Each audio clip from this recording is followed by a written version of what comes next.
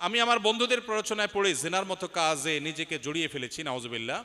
এখন এই পাপের জন্য খুব অনুশোচনা হচ্ছে। দেখুন, শয়তানের সবচেয়ে বড় অস্ত্রের নাম হলো নৈরাশ্য। শয়তান মানুষকে আশাহত করে দিলে এটা হয় তার সবচেয়ে বড় সাকসেসের বিষয়। আর ইমানদারের কাজ হলো কোনোভাবে শয়তানকে সাকসেস হতে না দেওয়া। আল্লাহ বলেছেন, লা তাকনাতু মির রাহমাতিল্লাহ, আল্লাহর রহমতের আশা কখনো তোমরা ছেড়ে দিবে না, কখনো নিরাশ হবে না। ইন্নাল্লাহা ইয়াগফিরুয যুনুবা জামিআ, আল্লাহ সকল গুনাহ মাফ করে দিবেন। এমন কোন পাপ নেই যে পাপ আল্লাহ মাফ করবেন না। ক্ষমার অযোগ্য বলতে পৃথিবীতে কোনো পাপ নেই। শিরকে আল্লাহ মাফ করবেন না যে কোরআনে বলা হয়েছে, এটারও ভুল মিনিং আমরা অনেকে জানি।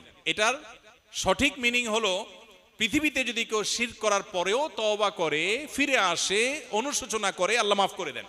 যদি শিরক নিয়ে মারা যায় সেটা মাফ হবে না। অতএব জেনায় লিপ্ত হয়ে গেছেন কোন তরুণ, নিজের পাপ বুঝতে পেরে আল্লাহর কাছে ক্ষমা প্রার্থনা করেছেন, আর কখনো সে পথে ভুলেও পা মারাবেন না এ মর্মে সংকল্প করেছেন, এই কাজগুলো যদি কেউ করেন আল্লাহ তাআলা নিঃসন্দেহে তার গুনাহ মাফ করবেন। এবং আল্লাহর প্রতি সেই আত্মবিশ্বাসে আস্থা থাকতে হবে। বিধায় হতাশা নয়, বরং আল্লাহর প্রতি আত্মবিশ্বাসী আমাদের থাকতে হবে। তওবা করার পর কোনো না কোনো ভাবে গুনাহ হয়ে যায়, দ্বীনি ঈমান কিভাবে বাড়াতে পারি?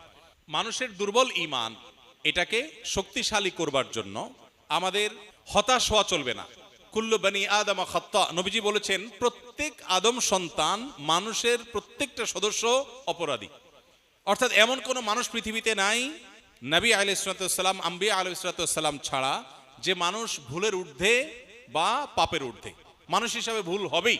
ও খায়রুল খাত্তাইন আত-তাওয়াবুন, সবার মধ্যে যদি কম হোক বেশি হোক, কারোর বেশি কারোর কম গুনাহ হয়, পাপ হয়, এর মধ্যে সবচেয়ে উত্তম মানুষ হলেন সেই মানুষটা যে মানুষটা খারাপ কাজ করার পর, ভুল কাজ হওয়ার পর তিনি তওবা করেন, তিনি আত্মশুদ্ধি করেন, তিনি ফিরে আসেন।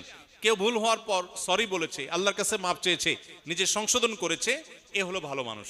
অতএব আমার গুনাহ হয়ে গেছে সেজন্য আমি মন খারাপ করে ভেঙে পড়বো, হতাশ হয়ে যাব, এটা ঈমানদারের পরিচয় নয়।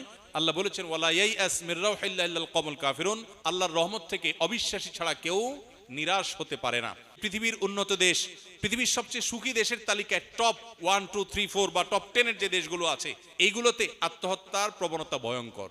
আমাদের দেশে এখন মানুষের বৈষয়িক এবং জাগতিক যতটা উন্নতি আছে, 2, 3, 4 দশক, 2, 4, 5 যুগ আগে আমরা চলে গেলে দেখব দেশে অবকাঠামো এত উন্নত ছিল না, এত জিনিসপত্র, এত সম্পদ মানুষের ছিল না, এত খাবার দেশে ছিল না, কিন্তু মানুষের সুখ এখনের চাইতে বেশি ছিল।